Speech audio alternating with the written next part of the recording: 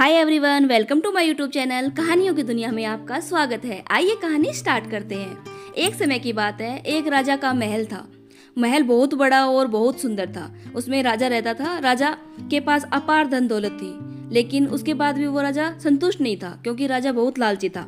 राजा महल में अपने पत्नी और बच्चों के साथ रहता था। उसके पास सारी सुख सुविधाएं थी, धन दौलत था, अच्छा परिवार था, लेकिन राजा खुश नहीं था, क्योंकि राजा बहुत लालची था।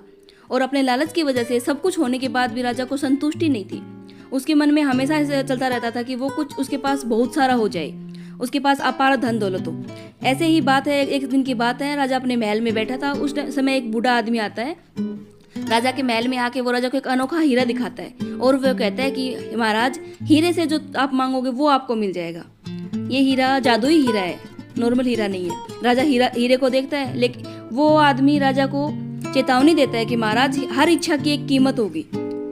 राजा खुश हो जाता है, हीरे को अपने पास रख लेता है और अपने हीरे से अपनी पहली इच्छा मांगता है कि उसको ढेर सारे सोने के सिक्के मिल जाए। और उसके मांगते ही अचानक से उसका कमरा सोने से भर जाता है। लेकिन राजा तो लालची था, उसको इतने में संतुष्टि कहाँ। अब तो उसका लालच और ज्यादा बढ़ गया। अब तो राजा रुक ही नहीं रहा था, वो हीरे से बार बार मांग रहा था। अब उसने बोला कि मुझे बहुत सारा सोना चाहिए और मुझे बहुत सारे गहने चाहिए, मुझे बहुत सारी जमीन चाहिए, मुझे खजाना चाहिए। मैं बहुत सारा धन दौलत चाहता हूँ, इतना धन चाहता हूँ कि जो कभी खत्म ही ना हो। और हीरा उसको दे रहा था।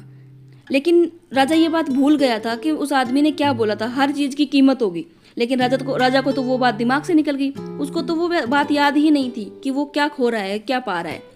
राजा बस अपने लालच में इतना अंधा हो गया था कि उसको किसी की समझ ही नहीं थी। सोच समझ सब कुछ खत्म हो गई थी। वो बस हीरे से मांगता जा रहा था कि मुझे ये चाहिए, वो चाहिए, और हीरा उसको दे जा रहा था। लेकिन उसके विपरीत राजा की जो जनता थी, राज्य में उसका बहुत असर पड़ रहा था।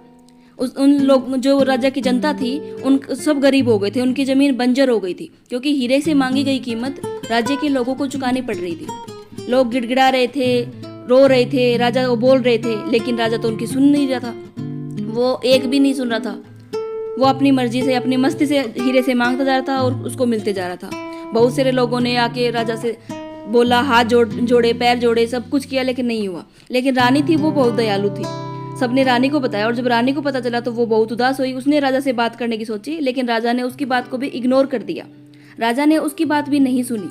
जनता को इग्नोर करके राजा चला गया। ऐसे ही दिन बीत रहे थे। राजा अपने लालच में अंधा हो रहा था। एक समय की बात है, राजा सो रहा था और जैसे ही राजा को नींद आई, उसने देखा उसके पिताजी सपने में आए हैं और उसको बोल रहे हैं कि तुम जो लालच कर रहे हो अच्छा नहीं है, ये तुम्हें बर्बाद कर देगा। ये लालच उन सब चीज़ों को बर्बाद कर देगा जिनसे तुम प्यार करते हो। जो तुम्हें हीरा दे रहा है, उसका उपयोग अपने राज्य को समृद्ध बनाने में करो। और ऐसे बोल के वो चले जाते हैं। राजा उठता है और उठ के देखता है, उसको सपने की बात याद आती है। राजा बहुत देर तक सोचता है और उसे अपनी गलती का एहसास होता है।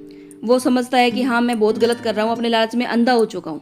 यही सोच के वो सभी लोगों को एक साथ बुलाता है और सबको बोलता है कि सब महल में सब इकट्ठे हो जाओ, मैं कुछ आदेश दे रहा हूँ। और अपने सबको बुला के राजा बोलता है कि अपने आप को मैं बदल दूंगा। आज के बाद इस धन का उपयोग लोगों की मदद करने के लिए और राज्य को बेहतर बनाने के लिए किया जाएगा। अब मैं हीरे से मांगूंगा, हीरे से इच्छा जरूर मांगूंगा, लेकिन अपने लिए और अपने लालच के लिए नहीं। मैं हीरे से जो भी मांगूंगा उसका उपयोग हम राज्य को बेहतर बनाने के लिए, आप सभी को सुख और समृद्ध बनाने के लिए किया जाएगा। राजा का परिवार तो ये सुन के बहुत खुश हो जाता है। उसकी पत्नी, बच्चे बहुत खुश होते हैं। लेकिन जनता को अभी भी विश्वास नहीं था। जनता को लग रहा था क्या पता राजा मानेगा कि नहीं मानेगा। फिर राजा अपने मंत्रियों को आदेश देता है कि जनता में अपने राज्य में जो भी गरीब है, जनता जो भी परेशान है, उनकी सबको परेशानी को दूर किया जाए। ये सुन के तो जनता बहुत खुश हो जाती है। अब राजा के महल में भी सुख शांति हो गई थी, सभी खुश रहने लगे थे। और धीरे धीरे राजा ने जो अपना वादा किया था, जो बोला था, वो सब कुछ निभाया। उसने अपने राज्य की जो भी हीरे से मांग रहा था उसको सबको दिया और राज्य बहुत सुख समृद्ध हो गया। जनता हंसी खुशी रहने लगी। राजा के परिवार में भी बहुत हो गई, खुशियाँ आने लगी। और अब राजा को समझ में आ गया था कि असली लालच, असली सुख समृद्धि, असली इंसान की खुशी अपने परिवार को खुश देखने में, अपनी जनता की भलाई करने में और उनकी नज़रों में इज्जत कमाने में होती है। ज़्यादा पैसे या धन दौलत होने से इंसान सुखी नहीं हो जाता। असली सुख का मतलब यही होता है कि वो अपने परिवार के साथ, अपने राज्य के साथ, अपने लोगों के साथ रहे और वो सब उसको प्यार करे।